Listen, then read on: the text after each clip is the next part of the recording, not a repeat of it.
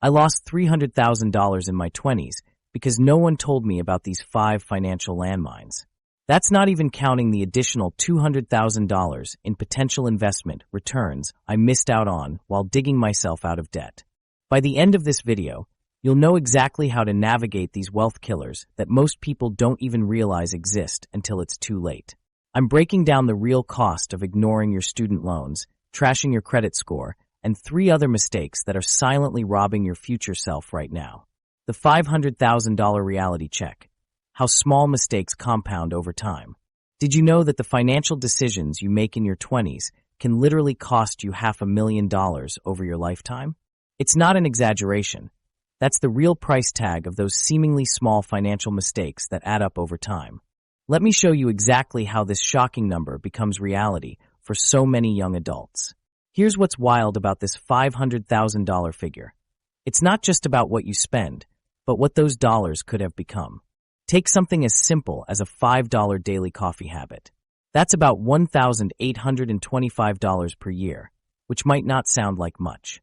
But if you invested that money instead starting at age 25 and earned an average 8% annual return until retirement at 65, you'd have over $363,000.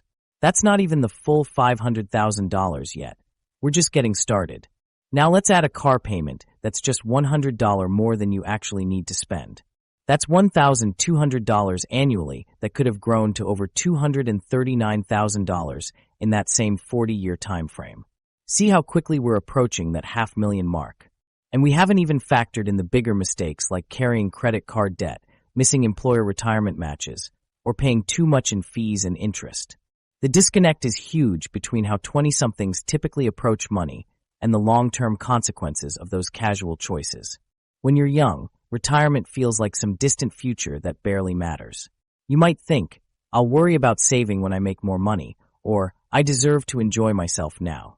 Meanwhile, the financial clock is ticking, and those early years are actually the most powerful for building wealth. The statistics are pretty alarming. About 70% of millennials are living paycheck to paycheck, while only 39% of young adults in their 20s are actively contributing to retirement accounts. Even more concerning, the average credit card debt for people under 35 is around $3,700. Money that's not just gone, but actively working against them through high interest rates. Think about the magic of compound interest like this. Money has the potential to double roughly every 9 years at an 8% return. That means $1 saved at age 25 could multiply to $16 by retirement, while $1 saved at 35 only grows to $8, and $1 at 45 just $4. That's why mistakes in your 20s are so costly.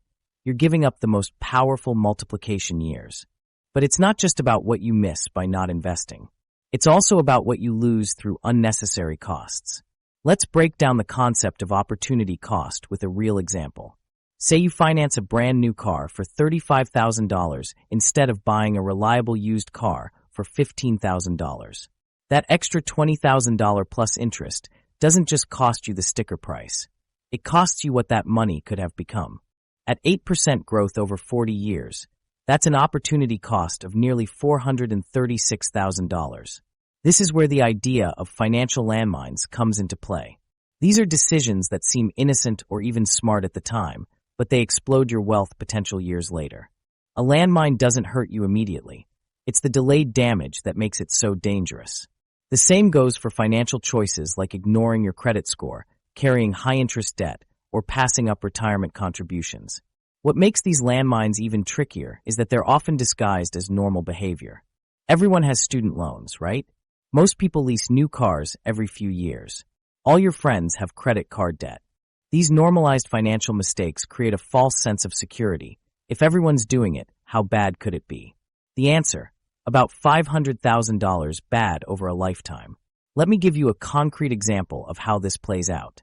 2 friends graduate college at 22. Friend A immediately starts contributing $300 monthly to retirement, builds an emergency fund, and pays off high-interest debt first. Friend B waits until 32 to start saving, carries credit card balances, and prioritizes lifestyle spending. By age 65, Friend A has over $1.2 million, while Friend B has less than $600,000. That's your $500,000 plus mistake right there, despite both earning similar incomes throughout their careers. So what exactly are these wealth-destroying landmines that so many 20-somethings step on? There are 5 major ones that we'll cover in detail. First, the student loan stranglehold, how the wrong repayment strategy can literally double what you end up paying back. Second, credit score secrets, small credit mistakes in your 20s that can cost you tens of thousands on future mortgages and loans. Third, the retirement reality, why starting just a decade later can cut your final nest egg by more than half. Fourth, emergency fund essentials, how the lack of financial cushion forces expensive decisions that compound into major losses. And finally, lifestyle inflation, the silent wealth killer that ensures your expenses always rise to meet or exceed your income. Most people miss these completely because they're focused on immediate gratification rather than long-term consequences. Our brains aren't naturally wired to prioritize our future selves. We have to intentionally override that programming. Plus, let's be honest, financial education in this country is abysmal. Most of us never learned these principles in school, and by the time we figure it out on our own, we've already stepped on several landmines. So how exactly can mistakes in your 20s cost you $500,000 in lifetime wealth? It happens through 3 primary mechanisms. First, missed compound interest, the growth you never see because that money was spent instead of invested. Second, higher interest payments, the extra money that flows to banks and lenders instead of your accounts. And third, opportunity costs that grow exponentially. Each dollar wasted in your 20s isn't just a dollar, but potentially $15 to $20 in lost future value. The compounding effect works in both directions. Good financial decisions snowball into greater wealth, while poor ones create a negative spiral that becomes increasingly difficult to escape. The decisions you make during this critical decade set the trajectory for your entire financial life. Student loan stranglehold, breaking free from education debt. That negative spiral becomes a financial whirlpool when we talk about student loans. The $1.7 trillion student debt crisis in America isn't just a number. It's a weight crushing the financial potential of an entire generation. Your education was supposed to be your ticket to prosperity, but for many, it's become the very thing preventing wealth building. Let me tell you something shocking. While the average graduate carries about $37,000 in student loans, the repayment strategy you choose in your first year after graduation could literally double what you end up paying over the lifetime of your loan. That's not an exaggeration. It's financial math that most universities never bother teaching you. I learned this lesson the hard way. After graduation, I was overwhelmed by my monthly payments, so I jumped at the chance to use forbearance, essentially hitting pause on my payments while interest continued accumulating. What seemed like breathing room became quicksand. When I finally started making payments again, I discovered my loan balance had grown by almost $8,000 due to capitalized interest. That single decision delayed my investment and home buying goals by nearly 3 years. The psychological burden of carrying student debt is something you can't calculate on a spreadsheet. Many graduates describe it as a constant background anxiety, affecting everything from career choices to family planning. I've spoken with countless viewers who took jobs they hated simply because they needed to make their loan payments, postponing entrepreneurship or more fulfilling career paths. This anxiety extends far beyond just monthly budgeting. Research shows that high student debt correlates directly with delayed homeownership, postponed retirement saving, and even delayed marriage and family formation. When 69% of college seniors graduate with student debt that comprises 69% of their balance sheets, that's not just a financial issue, it's reshaping life trajectories. Let's break down the repayment plans that most graduates don't fully understand. The standard repayment plan spreads payments equally over 10 years. While this option results in higher monthly payments, it minimizes the total interest paid over time. On the flip side, income-driven repayment plans adjust your monthly payment based on your income, which sounds great until you realize they can extend your repayment period to 20 to 25 years, causing your total interest paid to skyrocket. The graduated repayment plan starts with lower payments that increase every 2 years, assuming your income will grow. But here's the trap. Those initial lower payments are often barely covering interest, meaning you're hardly making a dent in the principal balance for years. Let me illustrate this with real numbers. On a $37,000 loan at 5% interest, The standard 10-year plan would cost you about $392 monthly with a total payback of roughly $47,000. Switch to an extended 25-year plan, and while your monthly payment drops to about $216, your total repayment balloons to around $65,000, nearly $18,000 more in interest. That's money that could have been invested for your future. What's particularly frustrating is that many graduates are completely unaware of loan forgiveness programs they may qualify for. The Public Service Loan Forgiveness Program can erase your remaining federal student loan balance after 10 years of qualifying payments while working for government or nonprofit organizations. There are also state-based forgiveness programs for certain professions that go unclaimed simply because borrowers don't know they exist. So what's the winning strategy? For most graduates, it's combining approaches. The debt avalanche method, focusing extra payments on your highest interest loans first while making minimum payments on others, mathematically saves you the most money. If you have multiple loans, this targeted approach can significantly reduce what you pay over time. For those with lower incomes or high debt-to-income ratios, an income-driven repayment plan may make sense, especially if you might qualify for forgiveness down the road. The key is to regularly reassess as your income grows. Many borrowers make the mistake of staying on IDR plans even after their income increases substantially, unnecessarily extending their debt timeline. Let me share another personal strategy that worked wonders. I lived on exactly the same budget after getting my first raise, directing the entire increase to extra student loan payments. This single decision shaved 3 years off my repayment timeline and saved over $9,000 in interest. The temporary sacrifice created lasting financial freedom. For those struggling with federal loans, consolidation might simplify management, but be extremely cautious about refinancing federal loans with private lenders. While the interest rate might be lower, you permanently lose access to federal benefits like forgiveness programs and income-driven options. The most powerful approach combines aggressive repayment with strategic planning. Case studies consistently show that individuals who treat their student loans as a financial emergency, allocating any windfall money like tax returns, bonuses, or side hustle income to making extra payments, can transform a 10-year repayment plan into a 5- or 6-year journey, saving thousands in interest. This aggressive approach requires temporary lifestyle adjustments, but the freedom on the other side is worth it. One viewer implemented this strategy and paid off $42,000 in student loans in just 3.5 years on a teacher's salary by living with roommates, driving an older car, and working summer tutoring jobs. She's now building wealth through investments while many of her peers are still making minimum payments. Remember this crucial point. Your student loan strategy isn't just about managing debt. It's about creating the foundation for your entire financial future. Every dollar saved in interest is a dollar that can work for you through investments instead of working against you through debt. The debt avalanche method provides a clear framework.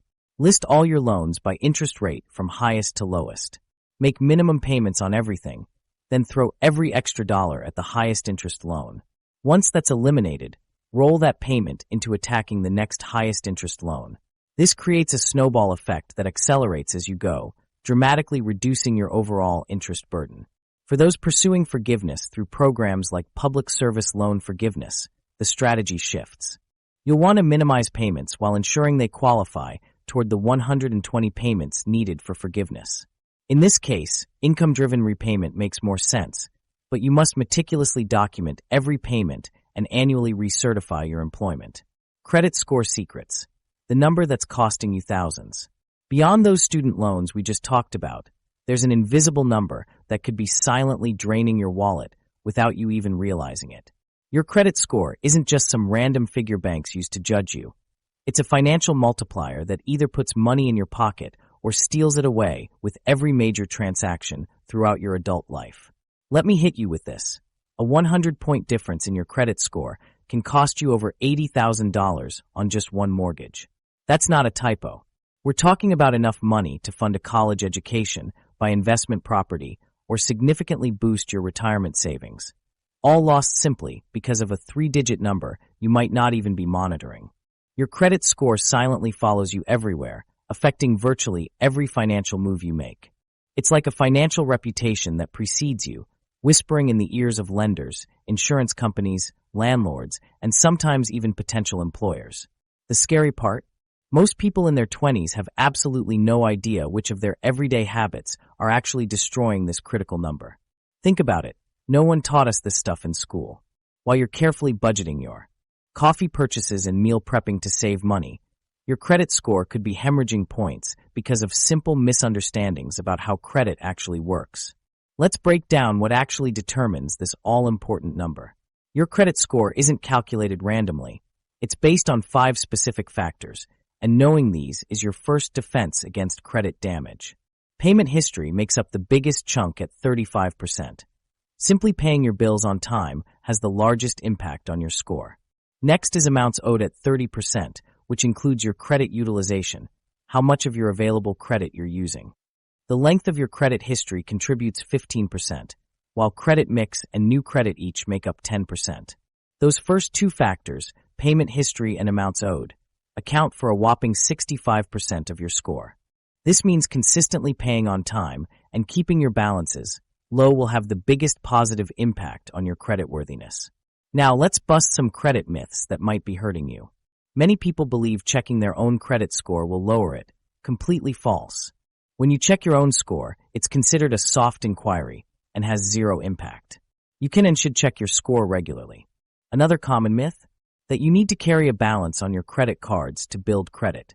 This is not only wrong but expensive.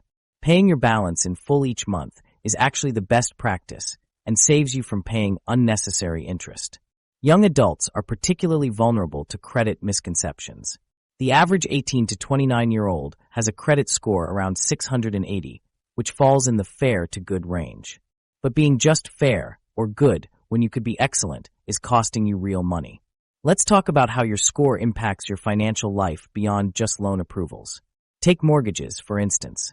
If you have an excellent score, 800 plus, you might qualify for a 3.5% interest rate on a $300,000 home loan. Drop to a good but not great score in the low 700s, and that rate jumps to perhaps 4%. That single percentage point difference adds up to over $60,000 in additional interest over the life of a 30-year mortgage. Car loans show an even more dramatic difference in rates based on credit scores. Someone with excellent credit might get a 3% rate, while someone with fair credit might pay 9% or higher. On a $25,000 car loan, that's thousands of dollars in additional interest. Insurance companies also use credit-based insurance scores in most states to determine your premiums. Studies show that people with poor credit can pay double the premiums of those with excellent credit for identical coverage, adding up to hundreds or thousands of dollars every year. Even apartment hunting gets tougher with poor credit. Landlords regularly check credit scores and may require larger security deposits or even deny applications based on what they see. And yes, some employers do check credit reports, though not the score itself, for positions that involve financial responsibility. Here's something that surprises most people. Closing old credit card accounts can actually hurt your score in 2 ways. First, it reduces your overall credit history length. Second, if you have balances on other cards, closing an account reduces your available credit, which increases your utilization ratio, potentially dropping your score significantly overnight. The good news: your credit score isn't set in stone, and improving it can happen more quickly than you might think. Here's a step-by-step plan to boost your score by 100 plus points within a year. First, get completely current on all payments and set up automatic payments to ensure you never miss another due date. Payment history is the biggest factor, so this step alone can make a significant difference. Second, work on reducing your credit card balances. Try to get your utilization below 30% of your available credit, and ideally below 10% for maximum points. This doesn't mean you can't use your cards. Just pay them down before the statement closing date. Third, if you have limited credit history, consider becoming an authorized user on a responsible person's credit card. Their positive history with that card will be reflected on your credit report, giving your score a boost. Fourth, avoid applying for multiple new credit accounts in a short period. Each application generates a hard inquiry that temporarily lowers your score. Space out applications by at least 6 months when possible. Fifth, regularly check your credit reports for errors. About 20% of consumers have mistakes on their reports that could be dragging down their scores. Dispute any inaccuracies you find directly with the credit bureaus. What's particularly powerful about credit improvement is that it can happen relatively quickly. While some negative items like late payments stay on your report for 7 years, their impact diminishes over time, and positive actions like reducing balances can show results in as little as 30 to 60 days. Some people have seen their scores jump by 50+ points in just a few months by correcting utilization issues. One of the fastest ways to see improvement is to pay down credit card balances that are near their limits. This single action can sometimes boost scores by 20 to 40 points in one billing cycle. Think about it this way. Investing time in your credit score might be the highest return investment you ever make. Spending a few hours understanding and optimizing your credit could save you tens of thousands of dollars over your lifetime, a return that would make Warren Buffett jealous. The retirement reality. Why starting now changes everything. Warren Buffett calls it the eighth wonder of the world. Yet it's the financial superpower that 55% of Americans under 30 completely ignore. While we just discussed how your credit score impacts your financial present, compound interest shapes your entire financial future. The shocking truth. The difference between starting retirement savings at 25 versus 35 isn't just 10 years of contributions. It's potentially $500,000 in lost wealth that you'll never get back. Let me hit you with some mind-blowing math. Investing just $100 a month starting at age 25 with a 7% annual return could grow to over $1 million by retirement. Wait until 35 to start that same habit? You'd have roughly half that amount, around $500,000. That's not a typo. Starting just 10 years later cuts your potential retirement wealth in half. Think about this crazy reality.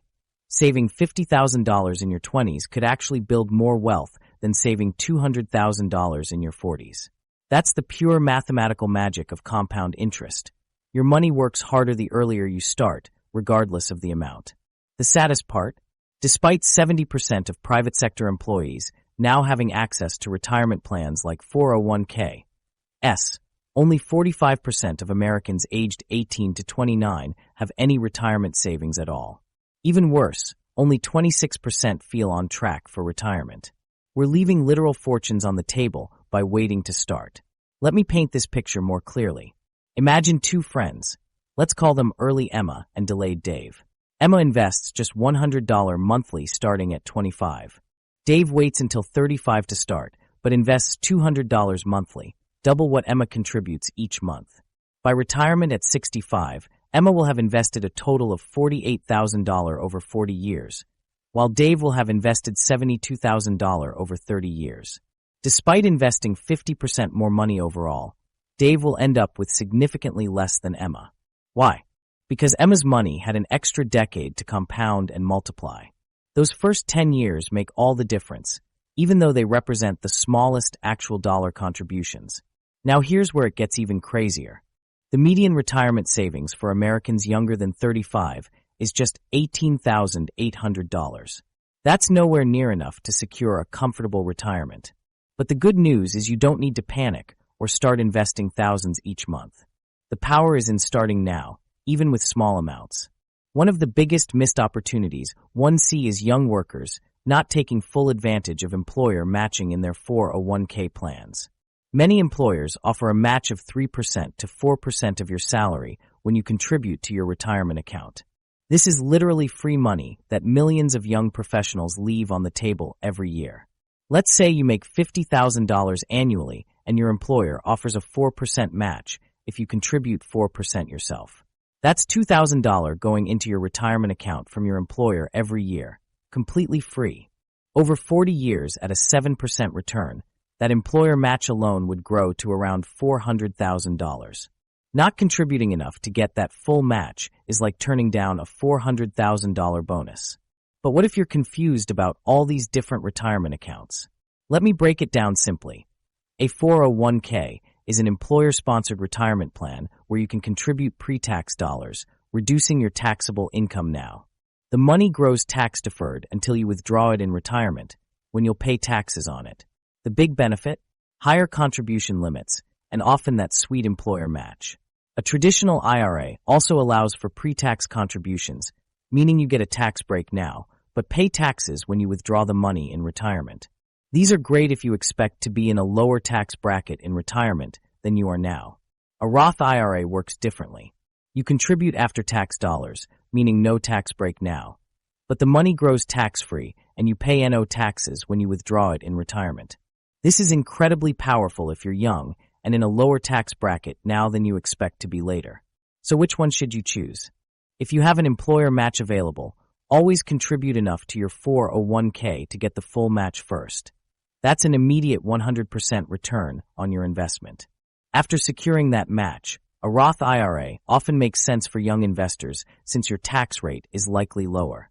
Now than it will be in retirement. I know what some of you are thinking. I can barely pay my bills. How can I possibly save for something 40 years away? That's where the pay yourself first strategy comes in.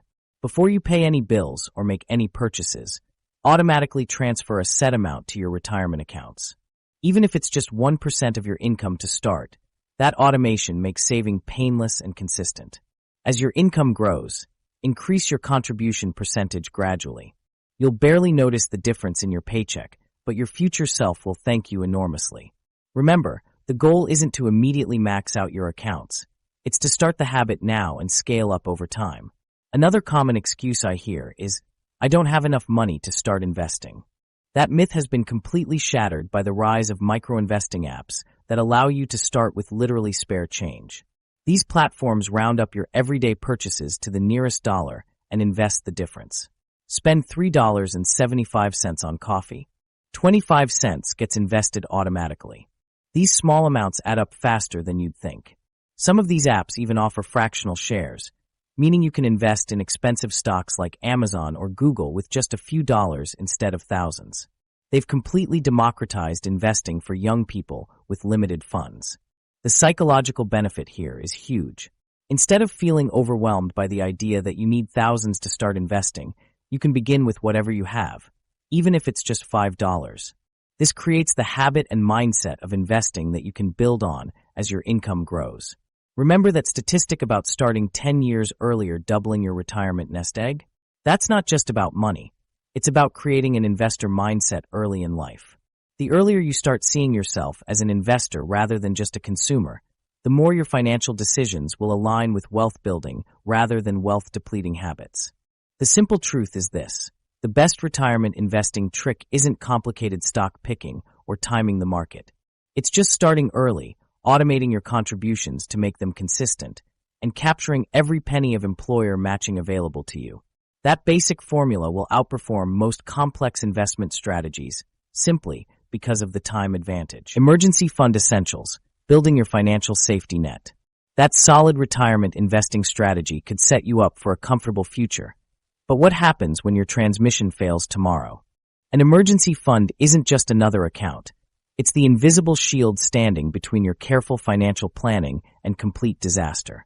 While 60% of Americans would need to go into debt to handle a $1,000 emergency, you're about to learn how to make sure you're never part of that statistic. Financial emergencies aren't a question of if but when. Your car will break down. Your roof will leak. Medical bills will pop up. These events are inevitable parts of life.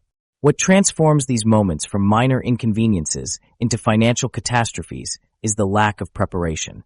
I recently spoke with Marcus, a software developer who had been diligently saving for retirement since his first job.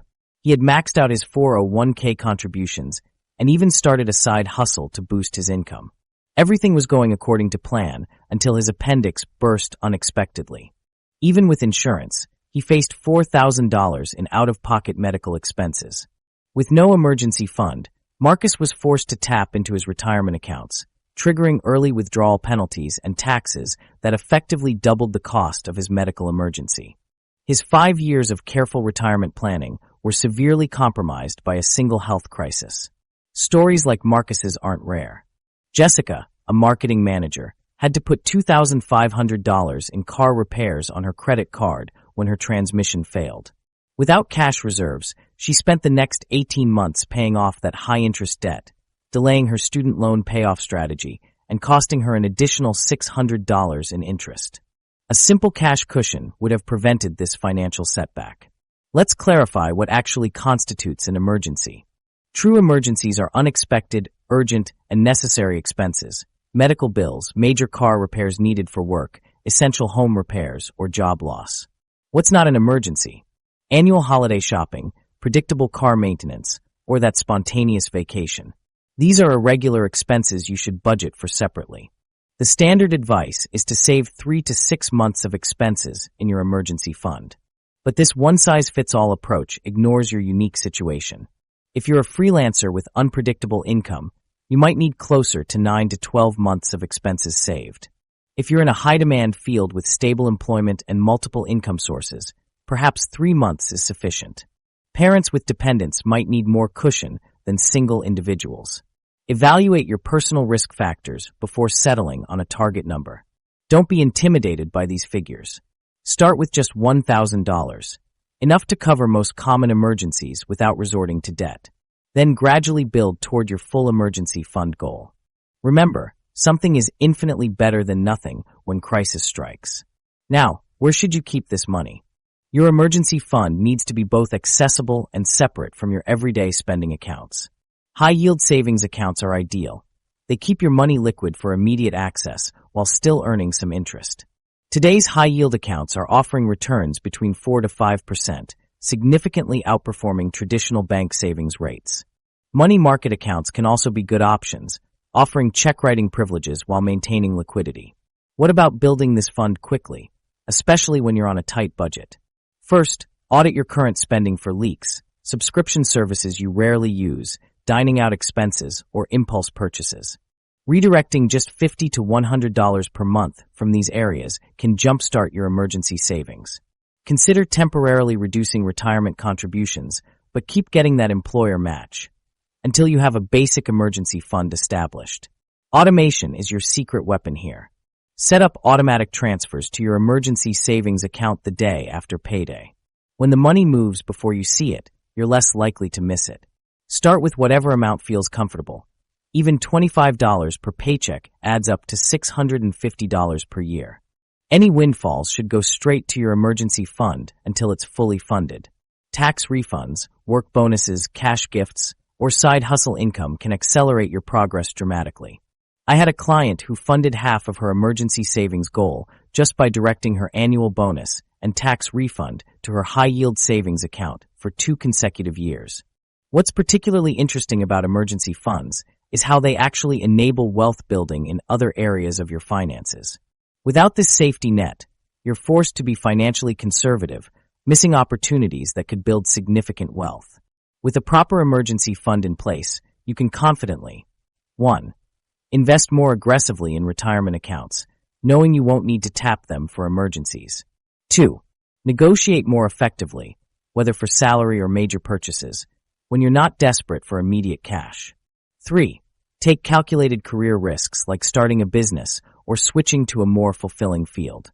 4. Self-insure for smaller losses, opting for higher insurance deductibles that lower your premiums. 5. Avoid the poverty tax, those extra costs like late fees, overdraft charges, and payday loans that hit hardest when you're already struggling. Consider how emergency funds transform decision-making. When Ryan's company announced layoffs, his colleagues with no savings immediately accepted the first job offers they received, often at significant pay cuts. Ryan, with 6 months of expenses saved, could afford to be selective. He spent 8 weeks job hunting and secured a position with a 15% salary increase. A decision only possible because his emergency fund bought him time. For some people, building an emergency fund feels like preparing for disaster rather than pursuing wealth. But this mindset misses the point entirely. Your emergency fund is actually insurance for your wealth-building strategy. It's the foundation that makes all your other financial goals possible. How should you approach this if you're juggling multiple financial priorities? Here's a practical sequence. First, save $1,000 as fast as possible. Then focus on high-interest debt. Once that's handled, build your full emergency fund while simultaneously resuming retirement contributions. This balanced approach ensures you're not neglecting long-term growth while establishing short-term security. There's a profound psychological benefit too. Financial anxiety decreased by an average of 42% among people who established emergency funds, according to a financial wellness study. That peace of mind translates to better sleep, improved work performance, and healthier relationships, benefits that extend far beyond your bank account. Lifestyle inflation, the invisible wealth destroyer. That emergency fund brings incredible peace of mind. But what happens when your income finally starts climbing? Here's the uncomfortable truth. Most people who double their salary end up with the same financial stress, just with nicer stuff. The silent wealth killer isn't low income. It's the almost automatic way we adjust our spending upward with every raise, creating an endless cycle that even six-figure earners can't escape. I've seen it countless times. The entry-level worker who survives on $35,000 suddenly lands a $55,000 job and immediately upgrades their apartment, wardrobe, and weekend activities. Fast forward 5 years, and despite making $85,000, they're still living paycheck to paycheck, just with fancier belongings. This phenomenon has a name, lifestyle inflation, and it's the invisible force quietly destroying your wealth-building potential. What makes lifestyle inflation so dangerous is how natural it feels. When you get that raise or promotion, doesn't it seem reasonable to treat yourself? After all, you worked hard for it, right? This thinking is precisely why 78% of young professionals fall into this trap. It doesn't feel like a mistake when you're making it. The psychology behind this is fascinating. Humans are remarkably adaptable creatures, especially when it comes to pleasure and comfort. That new apartment with the rooftop pool feels amazing for about 3 months before it just becomes normal. That designer wardrobe gives you a boost of confidence and happiness until it doesn't anymore. What was once a luxury quickly becomes your baseline expectation. Scientists call this the hedonic treadmill, where we constantly chase the next upgrade or purchase for temporary happiness, only to quickly adapt and need something even better to feel that same satisfaction. It's like running on a treadmill, lots of effort, but you never actually get anywhere financially. What's even more curious is that research shows people often report feeling less satisfied with their financial situation as their income rises. This counterintuitive finding suggests that higher earnings don't automatically translate to greater happiness. Instead, as our incomes climb, our expectations and financial comparisons shift upward too, creating a perpetual sense of not quite enough. Let's break down the 4 most common lifestyle inflation traps that sabotage 20-somethings. First, housing upgrades. That studio apartment was fine when you were making $40,000, but now that you're earning $60,000, suddenly you need that 1 bedroom with in-unit laundry and a gym. Housing is typically your largest expense, so upgrading too quickly can inflate your monthly costs by hundreds or even thousands of dollars. Each housing upgrade resets your baseline, making it psychologically difficult to ever downsize. Second, transportation inflation. That reliable used Honda that got you through college becomes embarrassing after your first promotion. Next thing you know, you're signing a lease on a brand new car with a payment that eats up 15 to 20% of your monthly income. The average car payment today is over $500 a month, money that could be building substantial wealth if redirected to investments. Third, the subscription creep. Netflix alone was fine when you were on a tight budget, but now you've added Hulu, Disney+, HBO Max, Apple Music, Spotify Premium, meal kits, clothing subscriptions, premium apps, and enhanced cloud storage. These $10 to $15 monthly charges seem insignificant individually, but together they can silently drain hundreds from your account each month without providing lasting value. Fourth, social spending escalation. As your income rises, so does the cost of your social life. Happy hours turn into dinner at trendy restaurants. Weekend trips to nearby towns become international vacations. Your friends' expectations rise with their incomes, creating pressure to keep up or be left out. Before you know it, your fun money category has tripled without tripling your actual enjoyment. So how do you fight this invisible wealth destroyer? Start with awareness. Simply recognizing that lifestyle inflation is a psychological trap, not a financial necessity, is half the battle. Challenge yourself to maintain your current lifestyle for 6 months after any significant income increase. This cooling-off period helps separate your actual needs from temporary wants. The 50/30/20 budgeting framework provides excellent guardrails against lifestyle creep. Allocate 50% of your income to necessities, housing, food, transportation, utilities, 30% to wants, entertainment, dining out, hobbies, and 20% to savings and debt repayment. As your income rises, Maintain these percentages rather than expanding the wants category. What's powerful about this approach is that as your income grows, your savings automatically grow proportionally if you stick to the percentages. Making $4,000 monthly means $800 to savings, while $6,000 monthly means $1,200 to savings, without feeling deprived. Another effective strategy is practicing conscious spending. The art of strategically choosing where your money goes based on your personal values, not social pressure or temporary impulses. This isn't about never upgrading your lifestyle. It's about being intentional with which aspects you upgrade. For example, my friend Alicia decided that having a nice apartment in a safe neighborhood brought her genuine daily happiness, so she allocated more of her budget there. But she drives a 12-year-old Toyota, brings lunch to work most days, and cuts her own hair. By splurging selectively on what truly matters to her while ruthlessly cutting expenses in areas she doesn't care about, she's built a six-figure investment portfolio before age 30 despite never making more than $70,000 annually. Try this exercise. List everything you spend money on regularly and rank each item on a scale of 1 to 10 for how much genuine happiness it brings you. You'll likely discover you're overspending on low-impact items, often to impress others, while underspending on things that bring you real joy.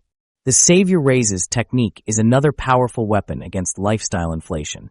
When you receive a raise, immediately direct at least 50% of the increase to automatic savings or investments before you have a chance to spend it.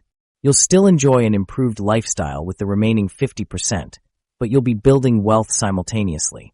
Consider this example. If you're making $50,000 and get a $5,000 raise, immediately set up an automatic transfer of $250 monthly, $3,000 annually to your investment accounts. You'll still have $2,000 extra to enjoy, but you've guaranteed that your financial future improves alongside your current lifestyle. One particularly insidious form of lifestyle inflation is what I call success tax, the unofficial costs associated with career advancement. As you climb the corporate ladder, there's often pressure to dress more expensively, live in certain neighborhoods, join specific clubs, or participate in costly networking events. These expenses aren't technically required, but they become socially expected, eating away at the benefits of your higher income. Combat this by establishing your own definition of success that isn't tied to conventional status symbols. Some of the wealthiest people I know drive modest cars and live in surprisingly average homes. They understand that wealth is what you don't see, the investments, the freedom, the options, not the visible trappings that often indicate high spending rather than high wealth. Debt demolition, the strategic approach to financial freedom. While true wealth builds quietly in investment accounts, there's a financial predator actively draining your resources every single day. Debt isn't just money you owe. It's reverse compound interest working against you 24/7, silently transferring your hard-earned cash to banks and lenders while you sleep. What if I told you there's a psychological hack that helps people pay off debt 64% faster than the mathematically correct approach? When you carry debt, you're essentially paying for your past while sacrificing your future. Think about it. Every dollar that goes toward interest is a dollar that can't grow through investments. It's like trying to fill a bucket with a hole in the bottom. No matter how much water you pour in, you're losing precious resources. Here's where most financial advice gets it wrong. Conventional wisdom tells us we should always tackle the highest interest debt first, the so-called debt avalanche method. And mathematically speaking, this approach saves you the most money. By directing extra payments toward your highest interest debts while making minimum payments on everything else, you minimize the total interest paid over time. But here's the problem. Humans aren't calculators. We don't operate purely on mathematical logic. We need motivation, momentum, and the psychological rewards that come from visible progress. That's where the debt snowball method comes in. Instead of focusing on interest rates, you pay off your smallest debts first, regardless of their interest rates. Each time you completely eliminate a debt, you get a psychological win that fuels your motivation to keep going. Studies show that despite paying more in interest, people using the snowball method are significantly more likely to actually become debt-free. One particularly fascinating study found that the psychological wins from completely eliminating individual debts create a momentum effect that helps people stick with their repayment plans long-term. It's like losing weight. Seeing the number on the scale drop keeps you motivated, even if slower, More sustainable methods might be healthier in the long run. Before you choose your approach, you need to honestly assess your personality. Are you highly disciplined and motivated primarily by efficiency? The avalanche method might work for you. But if you're like most people and struggle with motivation when progress feels slow, the snowball method could be your path to freedom. Let's look at the different types of debt you might be carrying, as each comes with its own challenges. Credit card debt is particularly dangerous because of its astronomical interest rates, often 18 to 25%.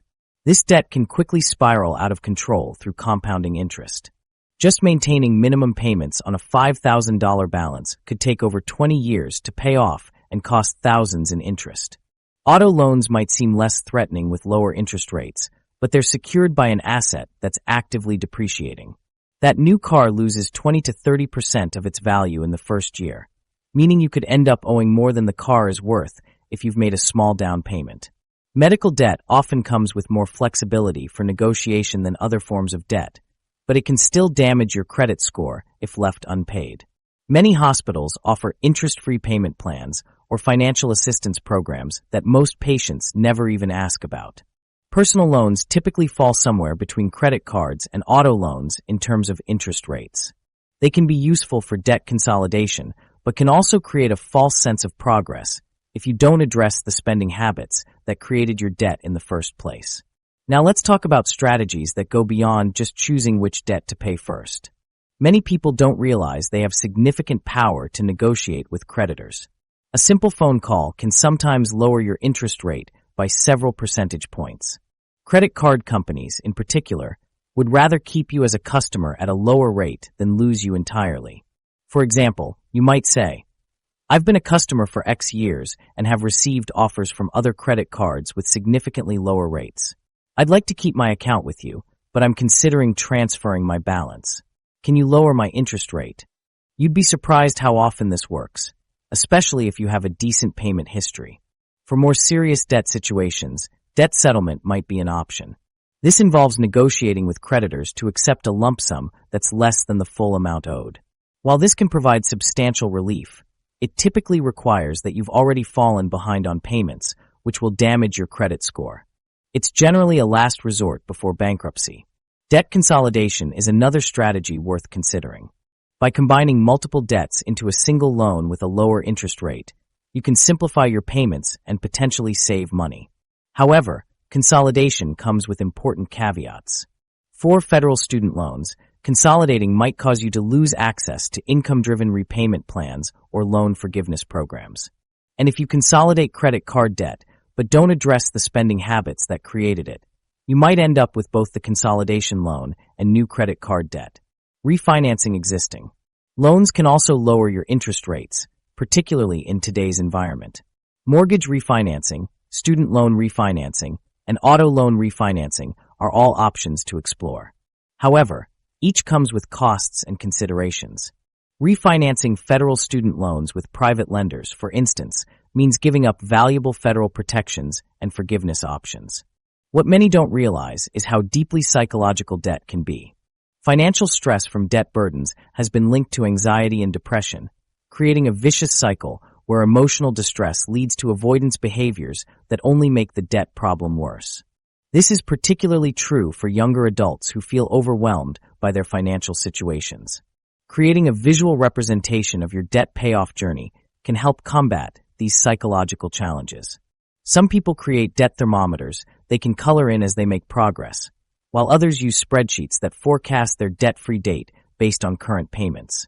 These visual tools transform an abstract financial concept into something tangible you can see changing over time. Another powerful technique is to calculate your debt freedom day, the specific date when you'll be completely debt-free if you stick to your current plan. Having this date in mind, even if it's years away, can make the goal feel more concrete and achievable.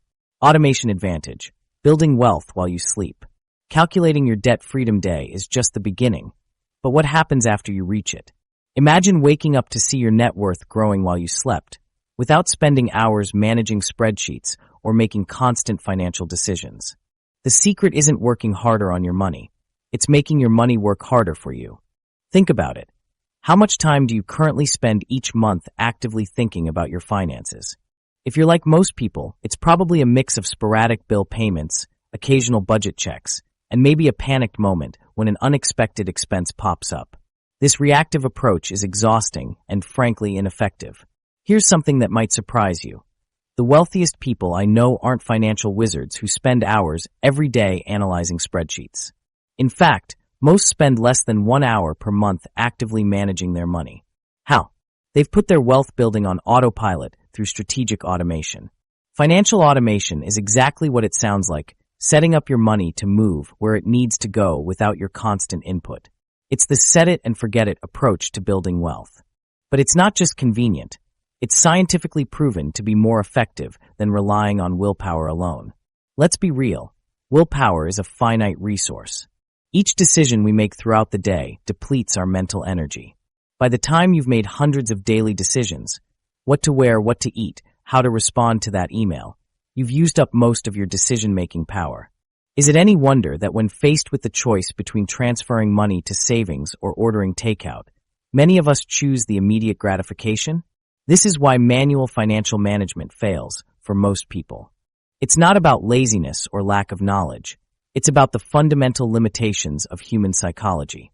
Every financial decision requires willpower, and willpower eventually runs out. The solution?